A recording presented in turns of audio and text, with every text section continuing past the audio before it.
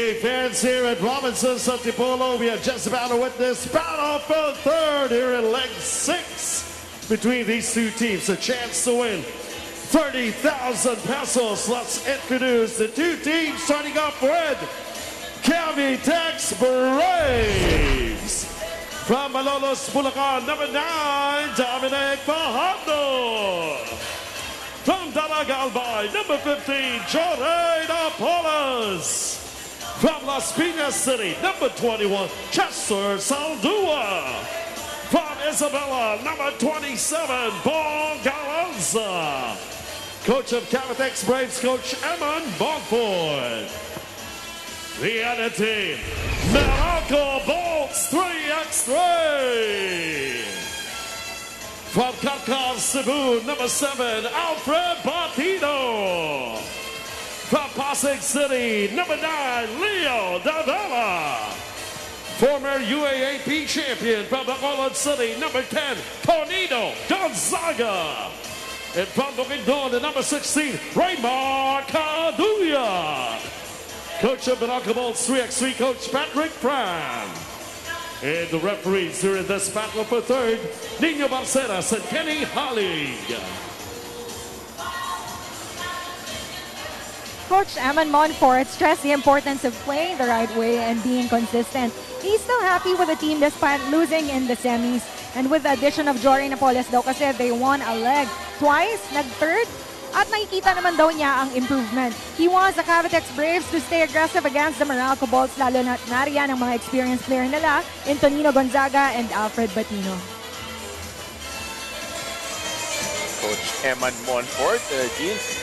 Battle for third, Cavitex Braves. Meralco Bolts 3x3.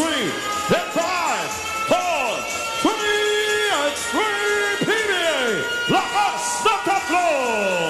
Here we go. The battle for third is about to begin, and you were talking about Eman Monfort. Yeah. You know, I remember the days when Eman was a player in the UAAP, and seeing him now as a coach.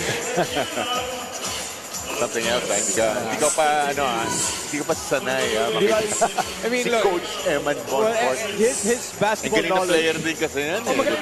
His basketball knowledge is really, it's capable of being a coach. It's just amazing to me that he went, I've seen him grow up in basketball. Pero alam mo, it's usually yung mga magagaling, mga point guards. Kasi they see the court, the floor much more better than us. Than the bigs Kasi there's the story si Boy Beach Victoria at si Olsen Racela naglalaro na sila for San Miguel back in the day. Ang kwentuhan nila when they're on the bench, ano gagawin mo sa sitwasyon na? Ano gagawin mo sa ganun na sila they're breaking down na kaagad yung mga situations, yung mga games. Well, Ronnie McDonough the same way. Yan. Diba? Did he used to tell you what to do? Always. What are you doing, Johnny? Patay tayo dyan. Hanggang ngayon, ganun pa rin Hindi na natapos yan. Galing pagsasabi mo dyan. Nagagalit siya. Of course, yan ang mga boss natin dito sa 3x3. Him and Joey Guanyo, katabi natin dito. And don't you just love the job that they did here? Oh, yeah. With Gino, di ba? Natin 3x3. Keeping it together, Joey Guanyo. Really on top of things here. Well, partner, dito talaga masasabi mo, nobody will remember fourth place. Oh, yeah. Hindi ka kasali. Podium nga yung tatlo lang ang nandun di ba? Ikaw lang makikita sa podium na yun. Naitsepuera na ang fourth place talaga. Di ba? That's enough motivation to try to get third place, Gino. And of course, bragging rights din yun, Definitely. And you know, backstage, before this game started, I saw Caduya backstage, and he was still shaking his head. He was still very upset with himself up, because of the missed free throw. That game against CNC was something else. We were on Pingit Siminiano's case about his 2 missed free throws. Raymar Caduya comes back and does the same thing in crunch time. Yeah. Well, this battle for third is 2-1. With 8:18 left in this contest, Meralco bolts ahead. So at this point na, Jolly, no? I mean, you've played multiple games in one day. Medyo pagod ka na talaga eh. The last game of the day, pagod ka na talaga eh. Ito na lang talaga yung, di ba, you're going deep into the quarters, the semis, you're hoping to get to the finals. Yun talaga ice on the price talaga. Kasi, di ba, merong, on top of sabi mo, bragging rights, we're number one. May cash incentive ka. Ice on the price. Malaki yung cash incentive na yun. Yun eh. But that's what's nice also about the 3x3 because it's giving basketball players dito sa Pilipinas another venue. An avenue, no? Diba? To have a livelihood playing basketball. Tama ka. That one. And the other is the exposure. Partner, diba? You're here, nakikita ka. Siyempre, natatapos din ang mga basketball leagues. Nagkakaroon champion yan. And then you can move on to probably another league. Possibly the PBA, diba? Oh, we saw that. Great. We saw that several times, yes. Another one is TH Tumalip, di ba? Lalaro dito yung mga unang mga seasons natin. Suddenly finding himself sa roster ng Terra Firma, di ba? May mga stories na ganyan eh. Which I think is great since, di ba? It's a great avenue, the 3x, via 3x3. Yeah. Saka, maraming basketball player dito sa Pilipinas. Yun eh. Yun ang isa pa dun eh. Madaming magaling dito. We're a basketball crazy country talaga tayo eh, di ba? So, di ba, job for the guys. It's terrific. I love it. Kaduyak launches from deep. He has no problem with the long bomb. Tied ball game 4-all, 6:51 left.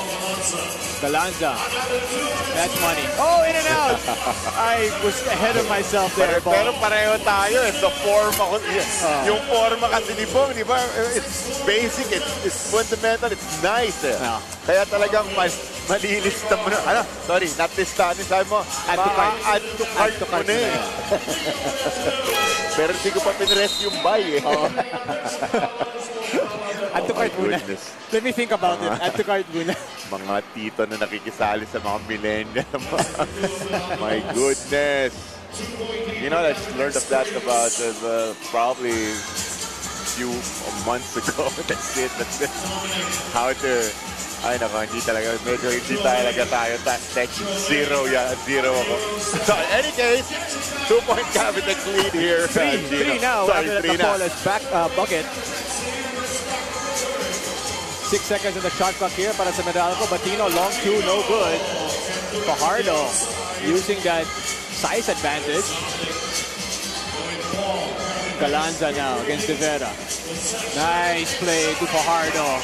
Si Dominic Fajardo kasama din yung mga pinag-uusapan natin kanina, no? Taladua, Tonino Gonzaga, Ray Marcaduya.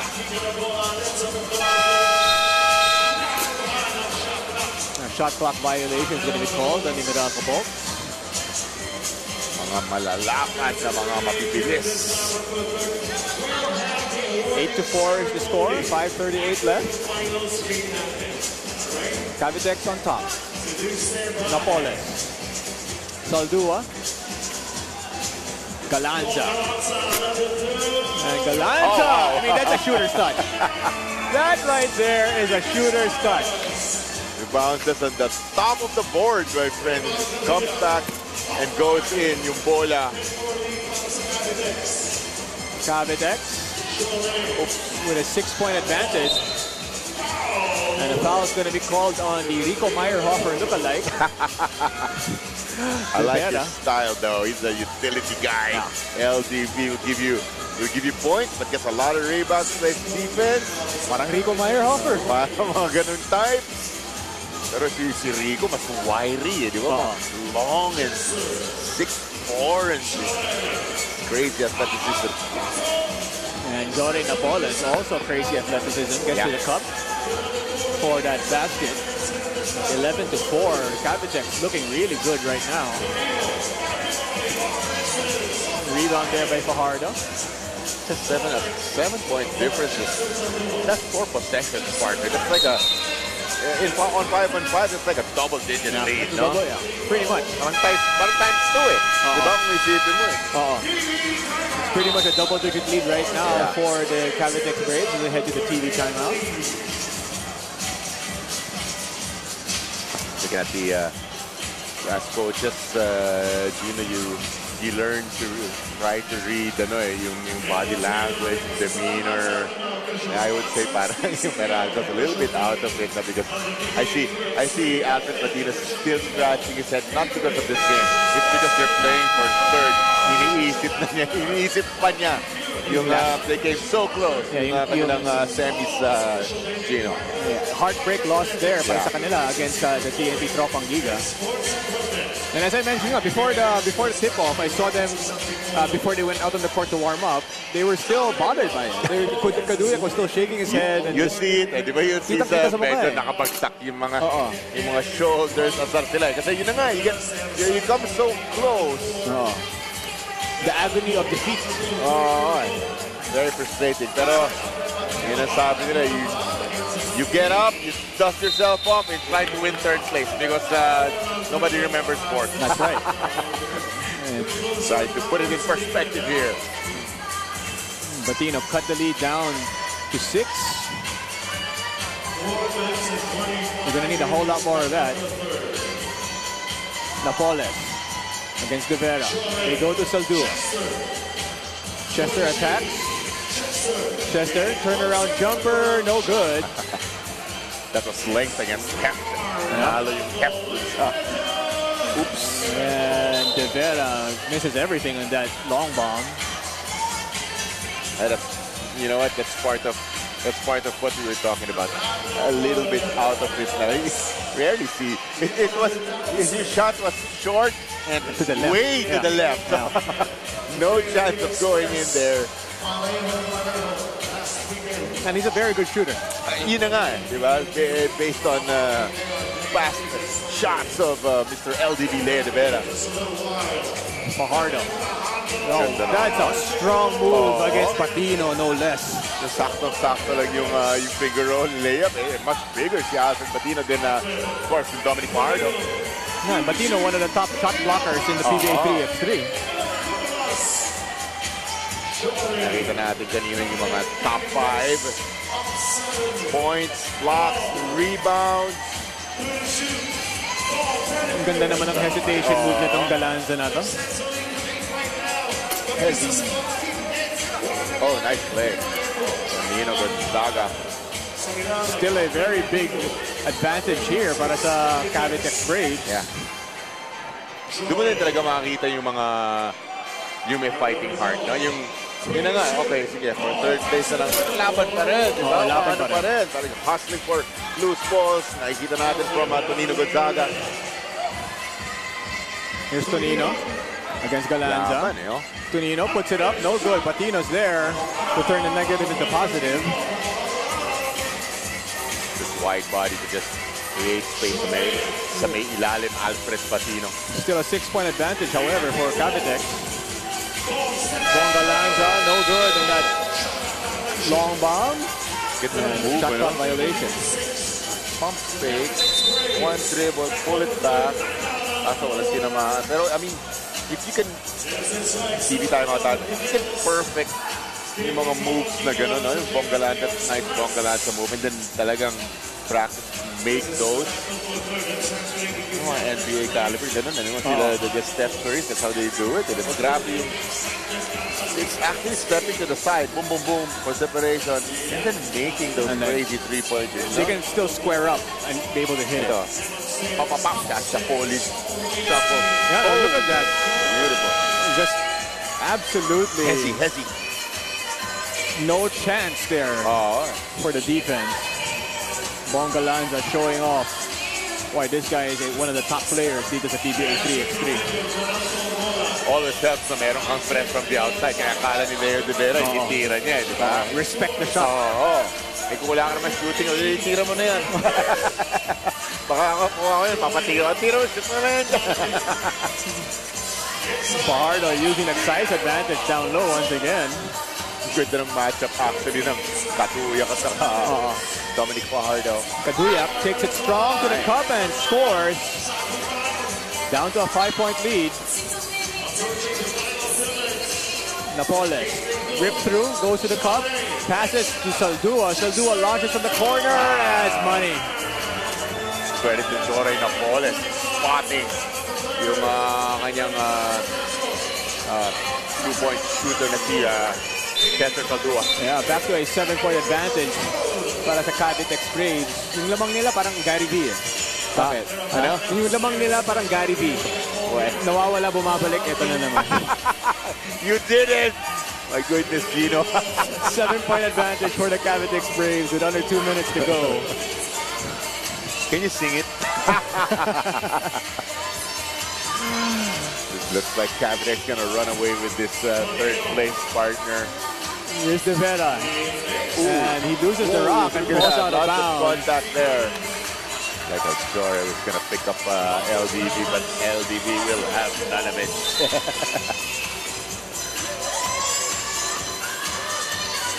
Rugged talaga eh. Rugged na 3x3 partner eh. Lolo kayo mo na naman ako. Pag physical, na-excite ako. Inunahan na kita! I get the same thing from Magu. Ba't ikaw? Na-excite ka? Ganun yung laro ni Joel Escobar yung prime niya eh. Ay, nako. We thought the Bruce brothers were Ricky Rilosa and Roy Villamin, pero yung Joel Escobar was... No. Throw Jay Mendoza into that mix. Nice two-pointer coming from Tonino Gonzaga. Still a 5-point down mountain. They have to climb here, though. Saldua misses that long bomb. Signs of life here a little bit for Meralco. Maybe they can do something late in this ballgame. Kaso 1 minute na lang tayo dito. Kaduyak's missing the shot from beyond the arc. Under a minute to win it now para sa Cavitex. 5 seconds in the shot clock. Galanza launches from deep. Not that time. Rebound in the hands of Tonino. De Vera. No good. Here's Tonino once again. They're running out of time. He hits that long ball. Still alive. Yes, sir. Still alive here, the Meralco Bolts. But could it be a little too late? Pero tama ka, 32 seconds pa ito. So lots of time for a turnaround here. Has to be quick. Has to be a quick defensive stop for the Meralco Bolts.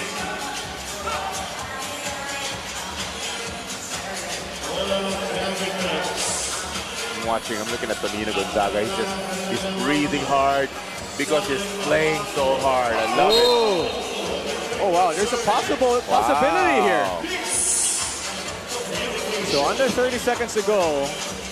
Kanina parang sumiskip na, parang slowly getting the door slammed in their faces, but suddenly that door is ajar, it's wide open.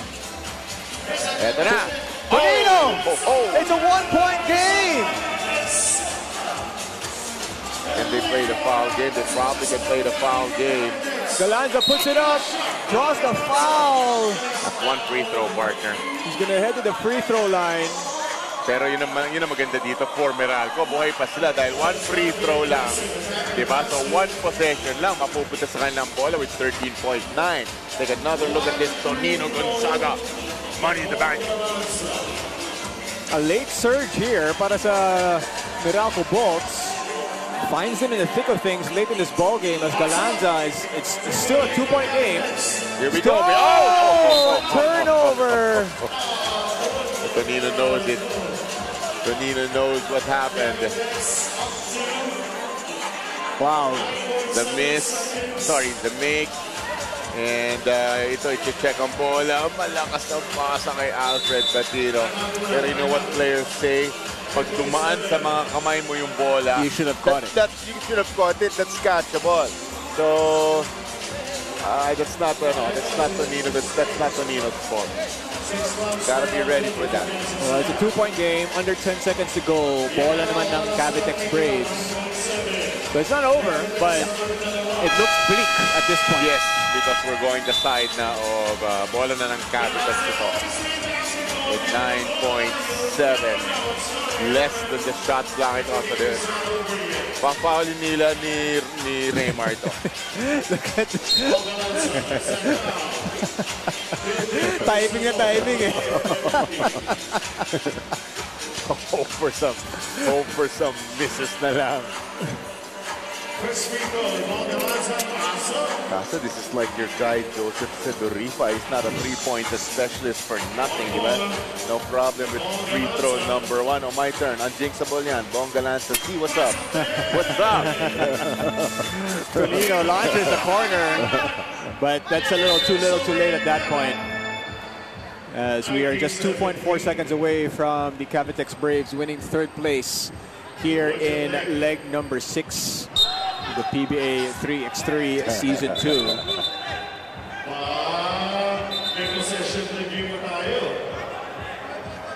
Chinek ball dito kay Bong, coming from counterpart Raymar. Pagkaabot, sinundot. And I think Meralco's kind of hoping the last touch si Bongga Lanza. Bongga Lanza kung sino mo iabot, susundutin. So baka pwede, hindi re-reward sa Meralco. That's it. Para-paraan some guys. Well, valiant effort by the Meralco Bolts, the former champions themselves. Yun nga lang, they started very slow in this game, came up short. As the Cavitex Braves win it 19-17 is the final score. And the best player of the ball game, Bongga Lanza. 11 big points, partner. 5 of 10 field goals, 3 rebounds, and yung sinasabi natin nga, di ba, they want to be remembered as at least naka-podium dito sa ating leg number 6 Cavitex.